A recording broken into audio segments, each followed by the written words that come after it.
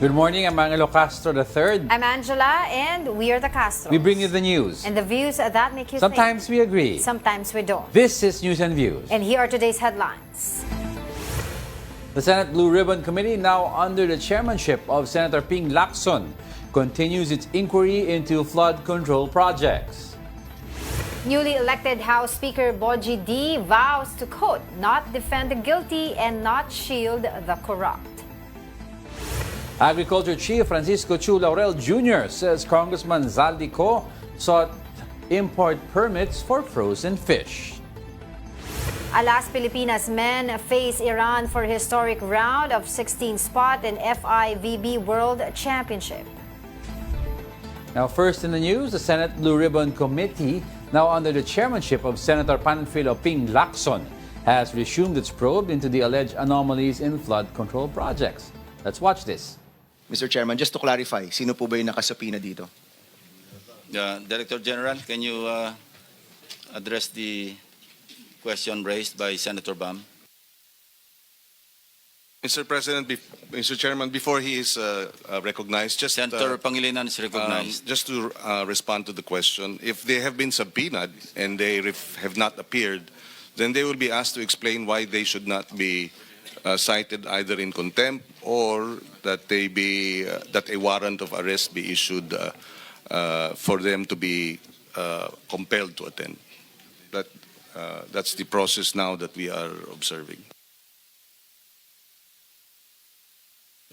Hindi ko naintindihan masyado. No, if they have been subpoenaed and they fail to appear, then they are given the opportunity to explain why they should not be either cited. And it is up to the body arrested. to decide whether the explanation is valid or not. That is correct. That is correct. That is correct. So there's a pending motion. No. The chair has already ruled on the motion. So you're hereby cited in contempt of the committee, Mr. Diskaya. All right. So, Mr. Chair. Senator De La Rosa. Yes, sir. Thank you, Mr. Chair.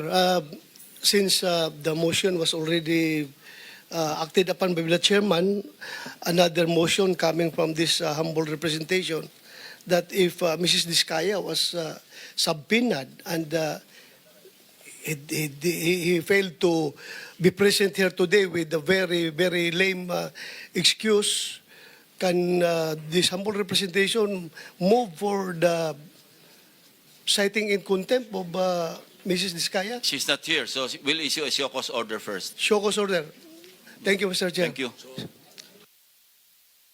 So, Mr. Chairman, according to the Secretary of the committee, the contractors named were subpoenaed, no, but the officials were not. They were merely invited. You know ba? All were invited All were invited. because none has been absent yet. But we issued a subpoena. Sige. Please say it to the microphone. We issued, your committee issued a subpoena to Sistecom to address to Pacifico Diskaya about the ledger that he was talking about in one of his testimony. Now he has sent a letter saying that while he may be here, he cannot comply because he still has to read those and he has to consult a lawyer about how to dispose of that so-called ledger.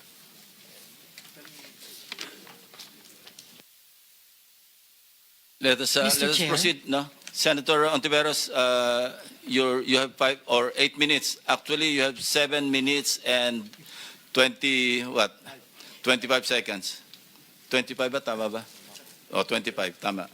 Salamat, Mr. Chair. But before my time starts ticking, just to follow up, kung pinapresent kay Mr. Diskaya yung ledger niya, and he said that kailangan niya magkonsulta sa abogado, I think he has legal counsel here.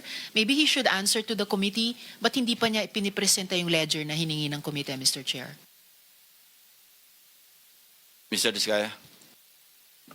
Your Honor, I invoke my right po against self-incrimination po. Yan po yung advice po sa akin ng lawyer ko. Go ahead, Senator Ontiveros. You may Thank proceed. you. Yes, just Mr. Chair. on that point, because iba yung, with the permission of the chairman, very quickly lang, because iba yung sinabi niya dun sa explanation niya, ngayon nag-invoke siya ng right against self-incrimination. So pabago-bago na naman ang kanyang posisyon. Sabi niya din sa sulat sa Blue Ribbon Committee, ikukonsulta muna niya yung lawyer niya dahil kailangan pa niyang pag-aralan. Ngayon, panibago. Maybe he should put in writing that invocation also, Mr. President, just to respond to the earlier inconsistency do sa sulat niya. Pabago-bago, Mr. President. Can we defer decision on this particular issue so we can proceed? Because Yes, some resource persons need to get out or leave by noon time. So, Senator Rizon Taveros, you may proceed. Salamat, Mr. Chair. At maraming salamat, Senate President, para sa mga dagdag na minuto. Secretary Dizon, umamin dati yung DPWH NCR sa komite na walang koordinasyon ang daang flood control project sa Quezon City na kailan lang ay lubog sa baha. Ulat ng Quezon City LGU ngayong linggo sa 331 flood control projects mula 2022 lamang hanggang 2025 na worth 17 billion pesos, dalawa lang ang may koordinasyon na aprobado ng lungsod. Imagine po, dalawa lang sa 331 projects. Wala pang 1% ang sumunod sa dinevelop na flood control master plan ng Quezon City. May mga proyekto tuloy na imbes makabawas sa baha, nagdulot pa ng mas malaking baha sa mga daan, kalsada, bahay, opisina, pati paaralan. May ghost projects din daw na hindi makita ni mahanap ng LGU kahit ngayon. So, Secretary, may sinusunod ba ang DPWH na iisang master plan sa paggawa ng bawat flood control project sa bansa? Wala po. Oh my God, wala. So, bakit gumagawa ng mga proyekto ang DPWH na hindi dumaan sa koordinasyon o konsultasyon sa LGU tulad sa Quezon City na may ordinansa ha, Mr. Chair, Ordinance number 2939 series of 2020. Ordinansa na nagsasabi na kailangan ang koordinasyon. Mr. Chairman, Madam Senator, yan din po ang katanungan namin. No? In fact, I will go a step further, Mr. Chairman. Ni plano po wala eh. Sabi ko nga po, every time po mag-inspection kami, ang una pong tinatanong ko pag sa site mismo, pag nakausap ko po yung contractor, subcontractor, foreman, ang hinihingi ko po kagad plano, patingin ng plano. In almost all cases, wala pong maipakita sa aming plano. Sabi ko nga po, Mr. Chair, Madam Senator, kahit nga po maliit na bahay, kailangan ng plano bago ka magpagawa. Siguro naman po itong mga daang milyong flood control projects, dapat may plano. Wala po silang mapakita. Kaya po, kasama po ito sa aming ongoing investigation kung bakit po pinapayagan ito at paano po nakakalusot ito dito sa napakaraming mga proyektong ito. And for the record, Mr. Chair, sinabi na po ng Quezon City government, mayroon po silang flood control plan. Yan din po yung bahagi ng sagot ni Mayor Joy Belmonte dun sa alok ni Ramon Ang tungkol sa flood control.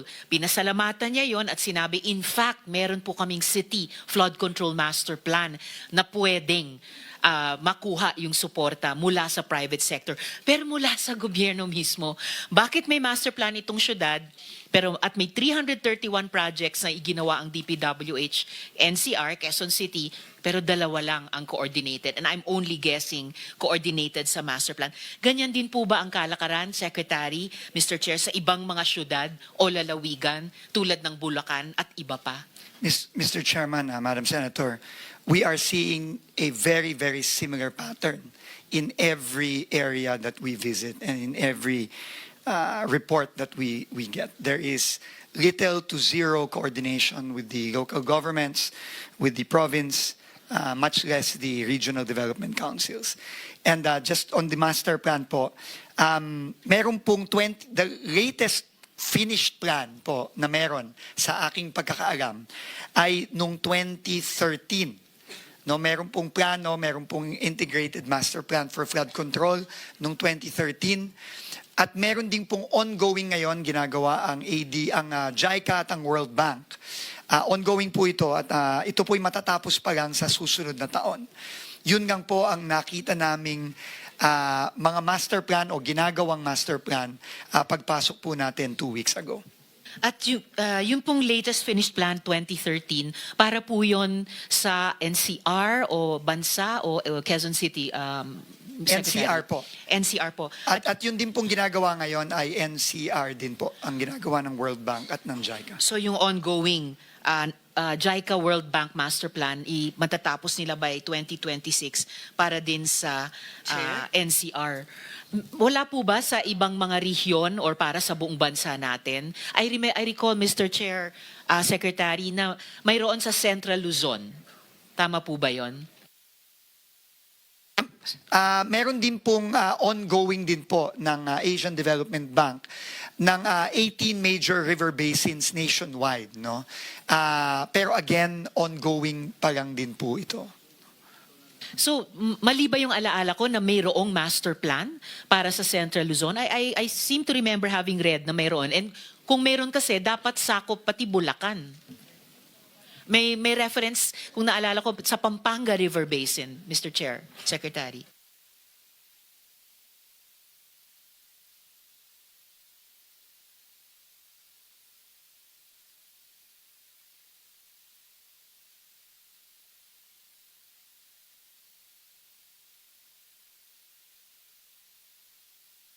Kita po namin, and we can give a copy po to the committee and to the Honorable Senator of this Yes, please, Mr. Chair. April 2013 Master Plan for Flood Management in Metro Manila and surrounding areas. So, meron din po sigurong kaunting Region 3 dito. I suspect baka meron pong Bulacan dito.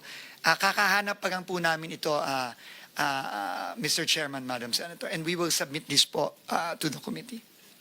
Salamat, Mr. Chair. Chairman, Yes, with Mr. the Chair. with the permission of Senator Ontiveros. Yes, Mr. Chair. Just Senator Pangilinan is yes, just recognized. very quickly yung information ng master plan. Can you give us a cost estimate of the completion of that master plan? Magkano yan? Kasi baka nga yung 2 taong flood control na nalustay enough to address itong 18 river basins and address the problem of potable water, irrigation, as well as flood control. Just to inform, submit the costing, estimated cost to us. To clarify po, Mr. Chairman, cost po nung paggawa nitong master plan, hindi No, po no, yung, no, no. The cost- o yung mga proyekto. If the plan is implemented, how much will it cost? How long will it take? Di ba may plano? Senator Pangilinan, with due respect, may I remind you that you are only allowed one follow-up question unless Senator sorry. Ontiveros opts not to reclaim her time. My Because it will be apologies. deducted. It's all right, Mr. Chair. He may pursue this last follow-up So question let for now. the clock move. Mr. Chairman, I don't have the numbers right now. Kukunin ko po yun, pero very clear po yung instructions po ng committee. Bibigay po natin yung costas ng mga proyektong kasama dun sa master plan kung ito sana ay na-implement. Opo. Thank you, Mr. Chairman. Salamat, Mr. Chair. And importante po yan, Mr. Chair, kasi baka hindi lang doble, kundi triple ang gastos sa mamamayan nitong floodgates of corruption. Kasi yung proyekto na ginastosan, yung damage sa mga tao dahil binabaha pa rin kahit di umano may flood control projects, plus nga yung gastos din nitong mga pagbubuo ng master plan na dapat sana ay maasahang maipatupad. Could I add the request, Mr. Chair, to the Secretary kung maaari nyo bang isumite sa komite mga kopya ng mga existing master plans for flood management for Metro Manila. So, yun po. We will comply po. Thank you. Mr. Thank you, Secretary, Mr. Chair. Dako naman po ako sa ngayon sa mga Diskaya sana, pero isa lang amang po dito, ay nandito. So, kay Mr. Curly Diskaya. Mr. Chair, mukha kasing yung modus ng BGC Boys na ibinansag ninyo sa Bulacan ay hindi isolated case. Yung mga contractor nasangkot sa flood control project sa Quezon City, pamilyar na po sa atin. Napapa-Sounds family kami ni Senator JV kanina. Wow Builders, IM Construction Corporation. Siyempre, ang walang kamatayang St. Timothy at Alpha and Omega. So, Mr. Diskaya, sinabi niyo po sa affidavit ninyo na hindi maiiwasan magbayad sa mga regional directors at district engineers ng DPWH para makakuha ng projects. Wow, no? Sabi nyo pa ay nagbabayad kayo ng from 10 to 25% sa DPWH. Kinailangan nyo rin bang magbayad ng SOP para makakuha ng projects doon naman sa Quezon City? Your Honor, hindi po. Bali, kami po ay nilalapitan lang po pag once na may award na po. At saka lang po kami nilalapitan. At ayaw po naming magbigay, Your Honor. Kaya lang po, ay napapressure lang po kami. So hindi tama yung unang sagot nyo na hindi kayo nagbabayad. Kasi yung huling sinabi nyo ngayon ay ayaw nyo sana, pero nape-pressure kayo. So, suma total, nagbabayad din po kayo kahit sa project sa Quezon City. Labag po sa kalooban po namin, pero ano po, kasi magkakaroon po ng problema po ang collection po namin at saka yung mga projects po namin. So labag sa kalooban nyo, pero dahil gusto nyong makakolekta, dahil ayon sa inyo hindi daw kayo makakakolekta kung hindi kayo nagbabayad. Again, suma total, Mr. Chair, nagbabayad pa rin kayo. Labag po sa kalooban namin, Your Honor. Labag man sa kalooban, Mr. Chair, o kusa, nagbabayad kayo, tama? Napipilitan lang po kami, Your Honor. Pwede bang palitan yung verb? Wag na yung labag o napipilitan. Nagbabayad kayo, tama? Kinukuha po nila sa amin, Your Honor, yung... Mr. Chair, Hindi naman kayo hino-hold up, I think Mr. the question Chair. of Senator Risa is only answerable by Senator yes or Estrada is recognized. Yes, Mr. Kindly Chair. address the chair if you want to no. Yes, interject. Mr. Chair, I apologize. The question of Senator Ontiveros is only answerable by yes or no. Yes, Your Honor. All right. You answer Senator Risa. Thank you, Mr. Chair. So yes, nagbabayad kayo.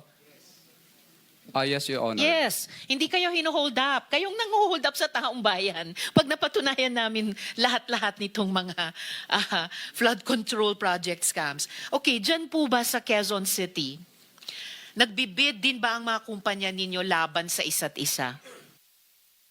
No po, Your Honor. No? I'm Sa speaking... naunang hearing, Mr. Diskaya, sinabi nyo or sinabi ni Ms. Diskaya, nagbibidbidan ang mga kumpanya ninyo sa laban sa isa't isa kuno. Para matalo man yung iba, may mananalo sa kanila, panalo pa rin kayo.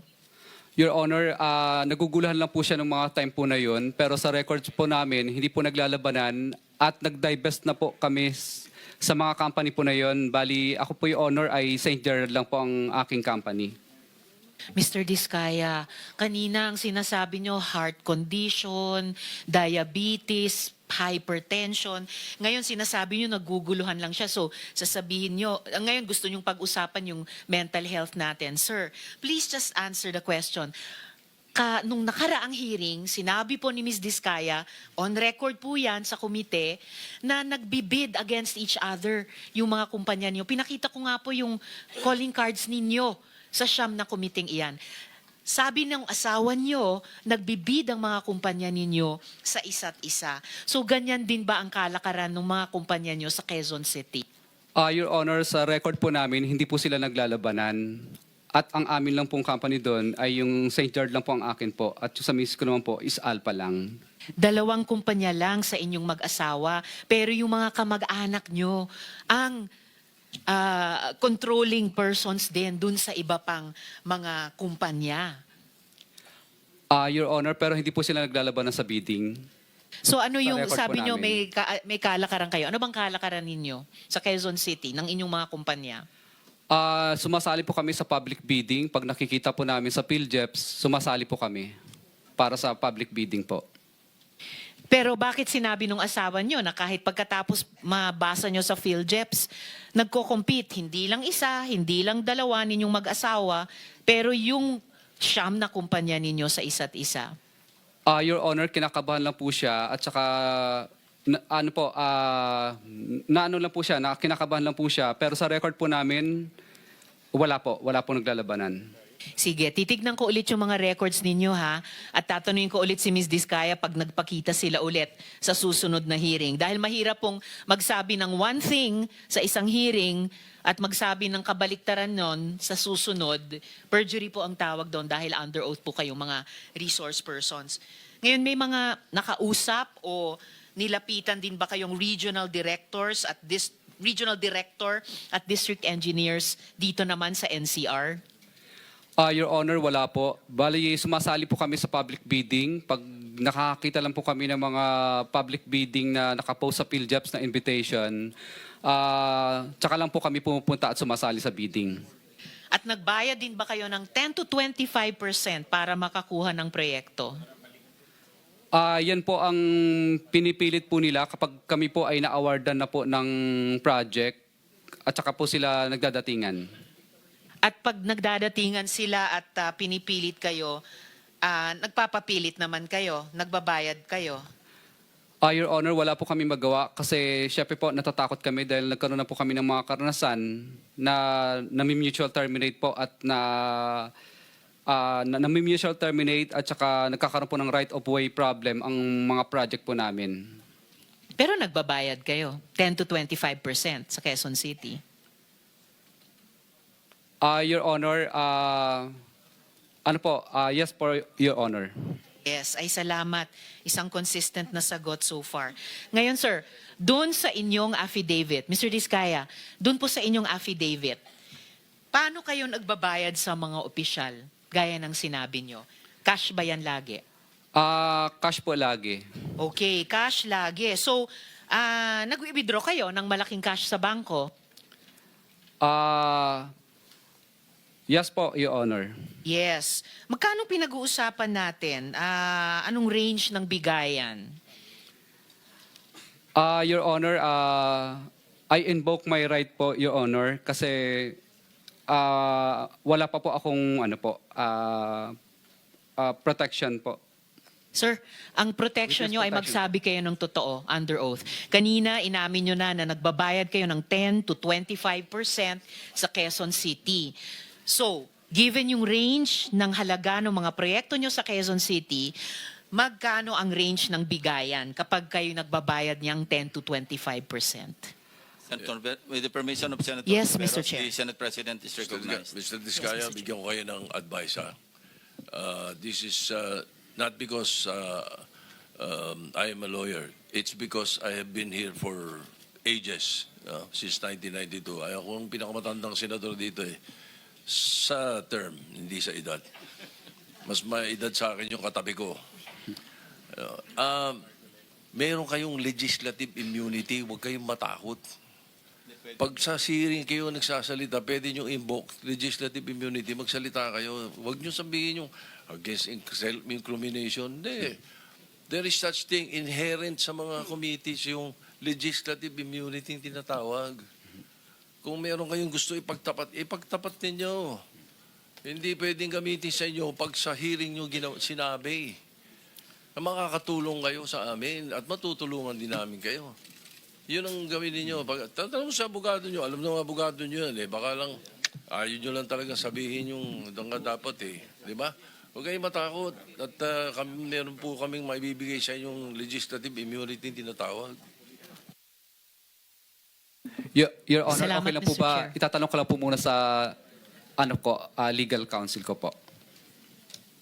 Mr.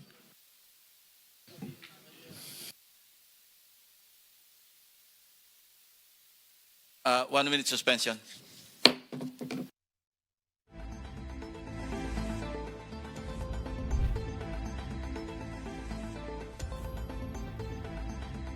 So what you just saw is the Senate Blue Ribbon Committee hearing chaired by Senator Panfilo Ping Lacson. This is his first as at the helm of the Blue Ribbon Committee, and currently the committee is in suspension due to some technicalities between the committee and si Mr. Diskaya. Oo, because si Curly Diskaya has invoked his right to self-incrimination when asked, di ba, about something. Pero nireiterate nga ni Senate President Tito This is about the Soto. ledger. Oo, sabi niya gano'n, na pwede naman kayo magsalita, di ba? Kasi there is this term, Legislative immunity. So ngayon, kaya sabi niya, I will ask muna my lawyer regarding that. Ang legislative immunity kasi is, ang problema lang doon for them, siguro it's only affects him while they're in session. So pag wala ng session, he's no longer immune from suit. Pero ang weird kasi for them is he promised to show the ledger after disclosing and damaging the names of several congressmen. And he promised under Senator Marcoleta na I will bring in the next hearing a ledger. Ngayon, Pero ngayon parang iba na yung tono I niya invoke my right na. So, Yes. parang sinira mo lang kasi yung pangalan ng mga congressmen by telling their names on in public and ngayon ayaw mo pakita yung proof. Oo. So, Kasi yun ang it's so problema. easy to name names, right? Oo. Iba Bakit? yung pag may ledger ka, para meron kang Oo. proof. And ma-authenticate kung Bakit tama kaya? naman Meron yung bang ledger. mga pangalan before 2022? Okay, so Kaya ayaw prior niya ilabas? We'll see. But prior to that also, we saw DPWH Secretary Vince Dizon attended the hearing and he confirmed that he has accepted the courtesy resignation of Yusek Maria Catalina Cabral. Ito yung Yusek sa DPWH na sinasabi nag-approach kay Senator Tito Soto regarding budget insertions. And also, Secretary Vince Dizon said DPWH is already coordinating with the newly constituted ICI. ICI. Diba? Kasi sila, they will gather evidence and will submit it to the ICI and then ICI will file the necessary Kasi ang gusto cases. ni President Bongbong Marcos, streamlined, na kasi baka kalat-kalat ang pag-file. So ICI will be filing the cases. Right. So, ano man ang findings ng NBI, ano man ang findings ng House, ng Senate, kung pwede i-coordinate daw to the ICI. Exactly. And of course, before we go to Merrimon, ang isa pang inaabangan natin ngayon, yung paglalabas ng CCTV na sinabi nga ni Senator Kay Beng Ping Ramos, Lacson. Because supposedly. yung Mina Elamparo, Mina Elamparo Jose of WJ Construction appears at the Senate Blue Ribbon Committee. We saw her kanina amid the allegations nga na she brought a mysterious bag into a Senate office. So yun yung abangan pa rin natin. But for the meantime, let's get more updates from the Senate. We have mobile journalist Merrimon Reyes. Yun, Merrimon, the committee is in suspension pa ba? What is happening ba right now? Oo, Angela, Diego, ngayon ay nagpapatuloy na yung pagdinig ng Senate Blue Ribbon Committee kung saan nagkaroon kasi ng yung exchange between Pacifico Curly Discaya and Senator Risa Hontiveros tungkol doon sa supposed na binabayaran daw nila bilang kontratista para doon sa pag-secure ng mga proyekto. Una kasing sinabi ng mag-asawang Discaya or rather di Sara Discaya to be specific na pagdating doon sa bidding, yung ilang mga kumpanya na kabilang din sa kanila na pag may-ari nila supposedly, sabay-sabay din daw na nagbibid sa mga proyekto. Pero ngayon naman, nagkakaroon ng pagde-deny itong si Curly. Sinasabi niya, nag-divest na raw sila at hindi naman daw ganun yung sitwasyon. Pagtungkol naman doon sa supposed na binabayaran nila na 25%, 30% para nga makapag-secure, sila sabi dito ni Curly, napipilitan lang daw sila pero ayaw pang diretsuhin sagutin kung yes or no. Kaya doon sinabi ni Senator Jinggoy na sagutin lang, yes or no, yun lang ang tinatanong ni Senatora Risa kung nagbabayad daw ba sila. Doon na sumagot ko ng yes. Nung tinatanong naman din ni Senadora Risa kung magkano yung etong kanilang binabayad, doon naman na nag-i-invoke na ng rights against self-incrimination itong si Curly at sinasabi pa nga, ang sinabi dito ni Senadora, may protection naman daw sila basta magsabi raw sila ng totoo during the session. At ang sinabi din naman kanina ni DPWH Secretary Vince Dizon, throughout the past 2 weeks naman, nakatanggap sila ng more than 100 reports ng mga ghost flood control projects at very substandard projects. Hindi lang daw yan sa Bulacan, kundi sa iba't ibang bahagi pa raw yan ng bansa. Sa mga susunod na linggo din daw, plano na rin ng DPWH na maglabas na ng kanilang transparency portal. Nakalagay na dito itong mga anomalyang flood control projects, yung project proponents at maging yung mga nasasangkota na DPWH officials dito. At yun nga, lahat na magiging findings nila, ibibigay nila sa ICI para nasa karampatang paghahain ng mga kaso. Balik sa inyo. And also kanina, si Senator Tito Soto, kinwestiyon niya yung absence ni Sara Discaya. Yes. And I think ito ba yung nag-lead din isa sa mga rason bakit siya na-cite in contempt? Oo, Angela, kasi nung Curly. nagtanong din kanina si Senator Rodante Marcoleta sa presence na kulang yung mag-asawang Diskaya, si Curly lang ang nandito. Ang una kasi nga sinabi ni Curly, meron daw medical condition na kailangan i-prioritize itong si Sara, kaya hindi raw siya makakapunta. Pero noong binasa naman sa komite yung letter ni Sara, ang nakalagay doon, meron daw siyang meeting si Sara sa kumpanya niya ngayong araw at ang pag-uusapan daw nito yung issue raw na kinakaharap ng kumpanya, ano raw yung nagiging epekto nito sa mga empleyado. Pero hindi raw maaaring makansela itong kanyang itong meeting, company meeting ni Sara Diskaya. So doon ngayon nagkaroon na ng pag-question itong mga senador na tila parang nagsisinungaling daw. Iba raw ang sinabi ni Curly, hindi raw ba sila nag-usap mag-asawa kumpara doon sa kasulatan na binigay naman ni Sara. So dito ngayon, cited in contempt si Curly Pacifico Diskaya for allegedly lying sa absence ni Sara. And for Sara naman, so far ang pinaka nakikita natin mula sa komite, hahainan nila ng show cause order ito sa kanyang pagliban sa pagdinig.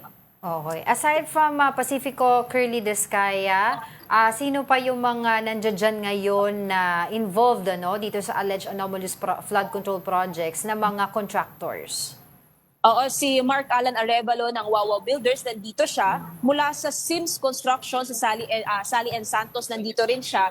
And even itong WJ Construction, nandito ang presidente, nandito si Warren Jose from WJ Construction at itong si Nina Elamparo Jose mula sa WJ. At so far, hindi pa napapag-usapan itong inaabangan natin na CCTV footage, kung saan nga ba talaga pumuntang opisina, kaninong opisina ng senador pumunta itong si Nina, at kung totoo nga ba yung sinasabing may dala-dala na nga siyang lagay o ito yung sinasabing kickback na supposedly makukuha ng isang senador. Adria.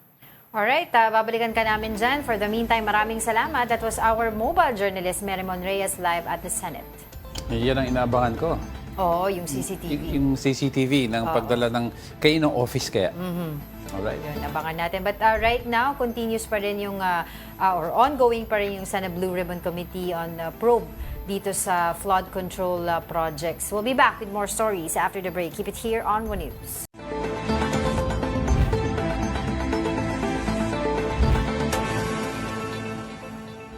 Good morning. You're still watching News and Views here on One News. Newly elected House Speaker Faustino Boji D. III vows reforms and accountability amid the flood control scandal. Here's the report. Yesterday was a big day for the House of Representatives.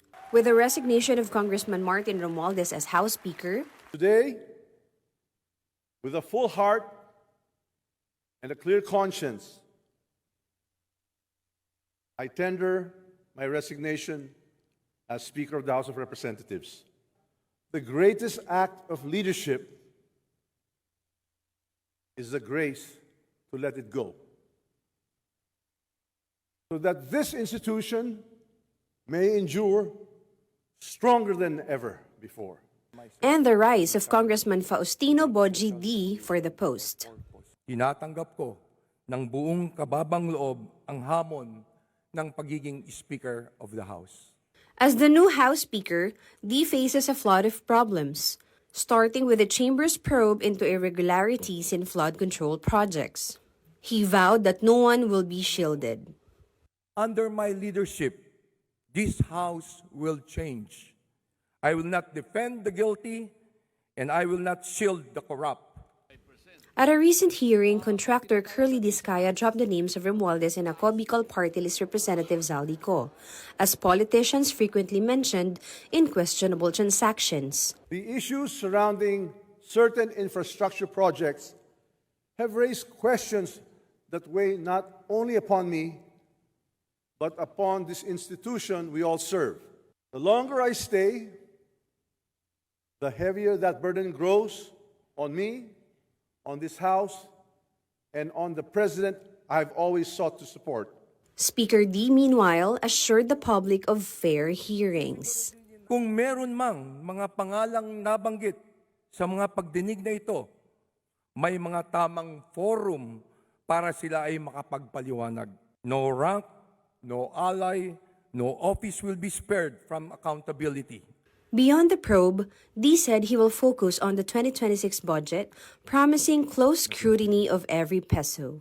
Sisiguraduhin natin na ang bawat sentimo ng paglalaanan ng budget sa bawat departamento ay tutugma sa pangangailangan ng mamamayang Pilipino.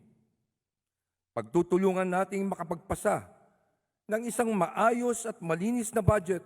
The new speaker also appealed to the public to restore their trust in Congress, asking for a second chance. Sa ating pong mga kababayan, hinihiling ko po na magpatuloy tayong magmatsyag at magbantay. Tanging kayo lamang po ang makakapagsabi at makakapagpasya kung dapat bang ibigay ninyo muli ang tiwala sa amin. His message to the new Congress: Sa bagong Kongreso, ipaparamdam po natin ang tunay na malasakit. Ipapamalas natin ang tunay na paglilingkod. Walang ibang agenda, walang ibang interes. Kapakanan ng Pilipino ang simula, gitna at dulo at wala ng iba. Several lawmakers from both the House of Representatives and the Senate have welcomed Representative Bogie D's election as the new Speaker. Here is our report. The change in House leadership has drawn largely positive reactions. Several lawmakers expressed confidence in new Speaker Bogie D, citing his extensive political experience. Nakita naman natin naging magaling siyang congressman, naging magaling din siyang governor, naging magaling din siyang vice governor, at talagang nakita naman natin na naging stable naman nung pinamamahalaan niya yung probinsya ng Isabela. I have known him to be a good man. He has his own quiet leadership here in the House of Representatives as Deputy Speaker, and I'm ready to serve him as a floor leader in plenary. Even those who were once considered potential contenders acknowledge the significance of the transition. Magkakaroon ng leadership na change, di ba? Ito yung first step naman doon sa reforma. So, bigyan man naman natin ng pagkakataon, di ba? The public confidence with the institution has been eroded. So how can we regain that trust with the present leadership being a suspect of the scandals that has been brought up? Some lawmakers, however, remain cautious. Deputy Speaker siya ni Romualdez. Ang feeling ko pag siya yung naging Speaker, mauulit yung issue na to next year kasi parehas lang sila ni Romualdez. Both under Marcos, walang mangyayari dito. In the upper chamber, President Tito Soto called D an excellent choice, highlighting his long, controversy-free track record in public service. It's a very good record. He's been vice mayor, mayor, congressman, governor, vice governor, congressman-elect. And in all those years, no bad record. I'm sure he's capable and it'll be good for the House. Presidential sister Senator Amy Marcos also acknowledged D's capability but described him as too kind to face the challenges of his new role. Si Bogie, kawawa naman. Ang hirap ng lugar niya. Kilala ko si Bogie, bata pa kami. Magkasama kami sa Kabataang Barangay. Sobrang bait ng tao, awang-awa ako sa kanya. Magaling si Bogie, kaya lang ang depekto lang niya, sobrang bait. Yun na nga. Marami talagang magpapalusot, maraming magdidemand. Ako, apakahirap ng sitwasyon niya. Arguably the worst job in the world. Meanwhile, Senator Bato de la Rosa questioned former Speaker Martin Romualdez's resignation, suggesting it could be seen as an admission of guilt amid controversies surrounding flood control projects. Is that a sign of guilt? Bakit siya nag-resign? Ha? Sign of guilt ba? Guilt about what, sir? About the accusation. About the problema natin sa flood control. I don't know kung anong bakit siya nag-resign. For News 5, Mon Gualvez, we are One News. Let's now head over to the House of Representatives for updates. We have with us mobile journalist Amy Atienza reporting live on the ground. Amy, what's happening? Yes, good morning, Angela, Diego. One day after nga ma-announce na ang resignation ni former House Speaker Martin Romualdez at syempre ang pagiging bagong Speaker ni Faustino D. III, tahimik pa naman dito sa House of Representatives. Pero mamaya, aabangan na rin natin na magkakaroon ng press conference ang Makabayan Bloc kasama dyan si ACT Teachers Party List Representative Antonio Tino, Kabataan Party List Representative Rene Co, pati na rin ang bagong naproklama ng representative dito sa Kamara na si Representative Sara Elago mula sa Gabriela Women's Party List. So pag-uusapan nila dito, hindi lamang itong change in House leadership, pero pag-uusapan din nila, syempre yung naging pagbabago sa budget ng Department of Public Works and Highways, pati na rin yung magiging plano nila sa mga susunod pang taon, syempre, lalo na ngayon sa 20th Congress dahil nga nakita natin yung change in leadership dito sa Kamara simula kahapon. Pero so far dito sa House of Representatives, no, napakatahimik ng ambience. Hindi pa natin naririnig masyado kung ano pa yung magiging reaction ng ibang mga kongresista. Pero most likely sa mga susunod na araw, sa mga susunod na linggo, dahil magsisimula na nga rin ang plenary debates ng around 2 p.m. ulit, syempre mas marami na tayong maririnig at makikita na natin kung paano nga ba ang leadership nitong si Representative or Speaker D. III. Isa sa mga sinabi nitong bagong House Speaker na si Congressman Boji D ay wag na daw magbarong ang mga empleyado, mga congressman, if I'm not mistaken, pati mga luxury cars. Yan ba ngayon ay pinapractice na ngayon sa House of Representatives yung hindi pagsusuot ng barong? Well, upon observation dito, no, before pa naman, may ilan na rin talaga dito, kahit mga staff, no, na medyo nililimit na rin yung pagsusuot ng mga barong. Kung naalala din natin ng SONA, medyo deny daw na nila yung way of wearing their attires, no, dahil nga daw sa pakikiramay, lalo na dun sa mga typhoon victims. Pero dito, upon observation, wala pa naman masyadong nagbabago. And dahil nga walang plenary na mangyayari ngayon, and wala rin committee hearings na mangyayari ngayong araw, konti pa lang din yung mga kongresista, pati na rin yung mga luxury cars na nakikita natin dito. So far, medyo same pa rin yung situation dito sa House of Representatives. Pero tingnan natin at i-observe natin kung ano nga ba mangyayari sa paparating pang mga araw. All right, thank you for that. Mobile Journal Amy Atienza reporting from the House of Representatives. Don't go away because we're not done yet. Stay with us.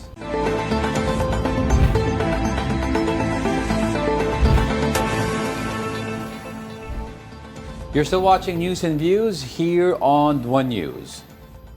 Now, let's go back to the ongoing Senate Blue Ribbon Committee hearing. Drag this representation's name in a... Yes, as I said, invitation lang for this hearing, so mag-i-issue tayo ng subpoena. Thank you, Mr. Thank you. Chairman. Please proceed, Senator JB. Thank you. I think very vital yung dalawa, tsaka si JM Ramos. Ano po ang papel talaga ni JP Mendoza dito? Engineer Bryce, kayo ba ang dalawang magkatuwang dito at kumbaga magkasama dito sa pagsasagawa nito mga proyektong ghost o kaya substandard? Your Honor, pwede rin po ba ako humingi ng legislative immunity? As a chairman, Yeah, I leave it to the members. Shall we? Anyway, there are conditions, ano? At maliwanag yung condition. Basta kung sasabihin mo yung lahat ng katotohanan, Lahat, wala gaya kang ng tatago. sabi ni Senator ng ating chair, basta po ay nalaman, natuklasan na kayo ay nagsinungaling, babawiin po yung legislative immunity na ibibigay siya at protection. Mr. Chair, pwede ko bang tanungin muna si Bryce, bakit sa House hindi ka humingi ng legislative immunity? Bakit dito humihingi ka? Your Honor, ngayon ko lang din po nalaman na meron po palang ganun na pwedeng gamitin. Pasensya na po kayo. Okay, that's clear.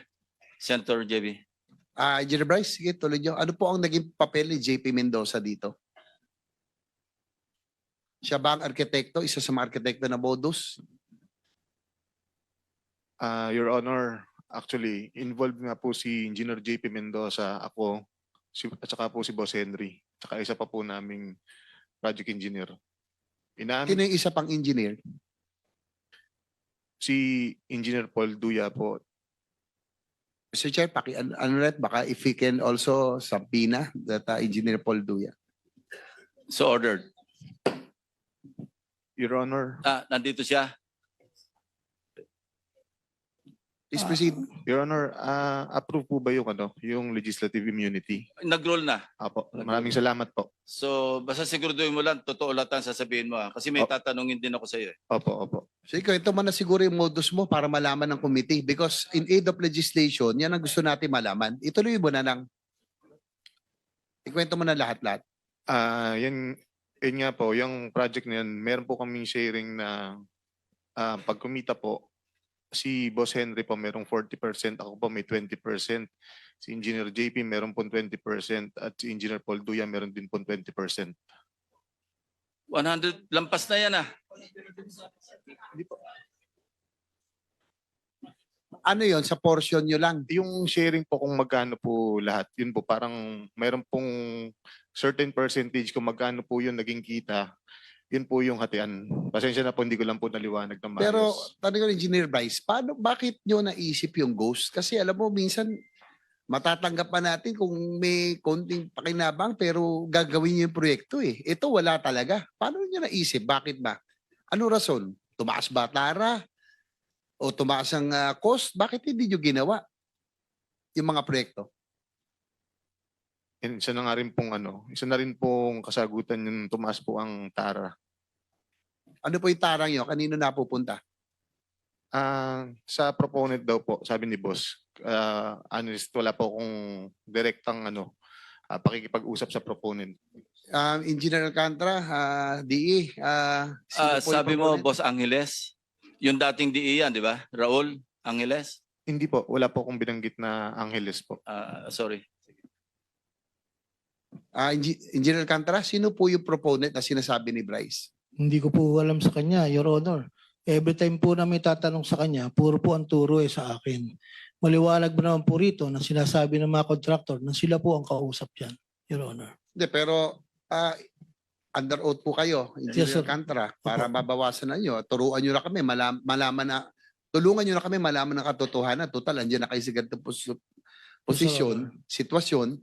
Sino po buwang mas mataas na opisyal ang nakakaalam nito o may kinalaman nito? Whether insertion o pinayagan yung inyong modus, meron bang mas mataas opisyal ng DPWH? Meron bang legislator na yan ang sinususpetsahan? Dahil, sige po. Your Honor, pagdating po sa funding, gaya po ng sinabi ko dati, kami po ay nagsasubmit ng wishlist sa regional office po.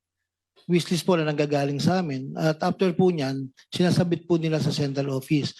Regarding po dun sa mga insertions po ng sinasabi niyo po, wala po kaming alam po doon Your Honor Kasi po, gaya nga po nila Yusek Kati at sila Secretary, tinatanong niyo po sila dati kung sino po kasi hindi po Yung wala po sa proponent, level. hindi nyo alam kung sino? Sa level nyo? Yung pong regular po na dumadating po sa district na under po sa NEP, sa NEP lang po ang pinag-uusapan po natin. Sinong Yusek ang sinasabi nyo may alam nito? Yung mas mataas sa inyo? Di po, ang sinasabi ko po, tinatanong nyo po dati sila Yusek Cabral because they are the planning. So kami po, hindi po namin alam po sa level po namin yung sa mga ganyan pong funding, Your Honor. Dahil nung huling pag-appear dito ni Congressman Toby Tiangco, may mga dal siyang dokumento. At doon sa kanya pinakita, Mr. Chair, marami po ang insertions at bigla bumukol, lumaki ang sa Mindoro at sa Bulacan. So, yun po ay na-documented, dala ni Congressman Tiangco. Hindi nyo pa i-confirm, Engineer Alcantara, na may alam kayo doon? Hindi ko po alam, Your Honor, talaga po. Pagdating po sa funding, Your Honor. Sino ba talaga ang mastermind sa inyong dalawa? Sabi ni Bryce Hernandez, kayo po, engineer. Your Honor, yung pong ghost project yan, talaga pong wala po akong alam sa ghost project na yan, Your Honor. Mr. Chair, with the indulgence of Senator JBR. Senator Erwin Tulfas recognized. Mr. Chair, can we ask this person to show cause, order a show cause order for him today bago natin i-cite for contempt? Last week pa ito, dalawang hearing na itong nagsisinungaling. Sa mga tao sa baba, lahat may kasalanan, ikaw wala. District engineer ka, hindi mo alam na may ghost project, wala ka ring alam, lumobo yung budget mo. Hindi ba dumadaan sa lamesa mo yan na lumaki yung pondo mo? Mr. Chair, I think this person is lying, so we have to ask him to show cause why he should not be cited for contempt today. Please respond, Mr. Alcantara. Your Honor, kami naman po pag lumalabas po sa GAA, ini-implement lang po namin yung project, Your Honor. At hindi po namin alam kung saan po ng ano yan, Your Honor. Actually po, yung sinasabi ko po sa Ghost Project, talaga pong wala akong alam dyan. Magpapatunay naman po itong project engineer na nandito po sa tabi ko kung paano po nangyari yan.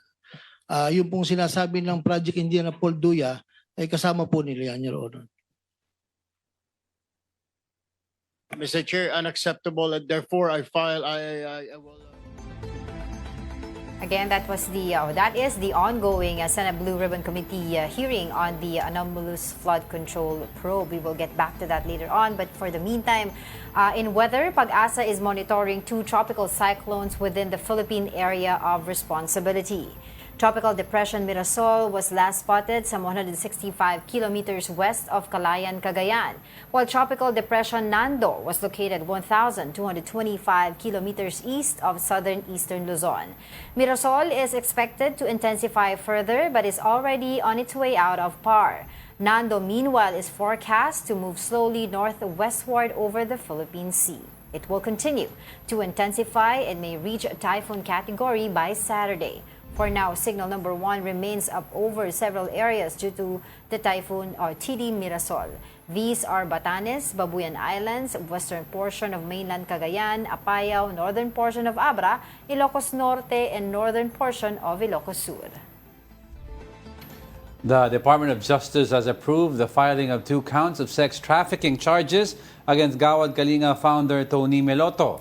In a 16-page resolution, prosecutors found prima facie evidence to indict him for allegedly creating a system of sexual exploitation within the organization. 2 scholars of the Gawad Kalinga School for Experiential and Entrepreneurial Development accused Meloto of sexually abusing them in 2017. Meloto has dismissed the allegations as baseless. The fact that they were able to file the complaints, that to them is already a victory because they felt heard already. It took them 8 years. They felt that they were actually silenced. Agriculture Secretary Francisco Tiu Laurel Jr. said Representative Zaldico approached him in September 2024 to request import permits for frozen fish. In an interview with The Big Story, Laurel said Co identified 3 companies seeking a total of 3,000 containers. However, the Department of Agriculture declined the request. Laurel added that the 3 companies had sought to import around 90 tons or 90,000 tons of fish. I told him na mahirap ito dahil the amount is so huge. Number one, it's more than the allocation for everybody, no, the industry itself. He tried to justify it to me na hindi, dapat mas marami para mas magmura ang isda at just trying to justify whatever possible to convince me. And then, I really tried to avoid him sometimes calling and texting.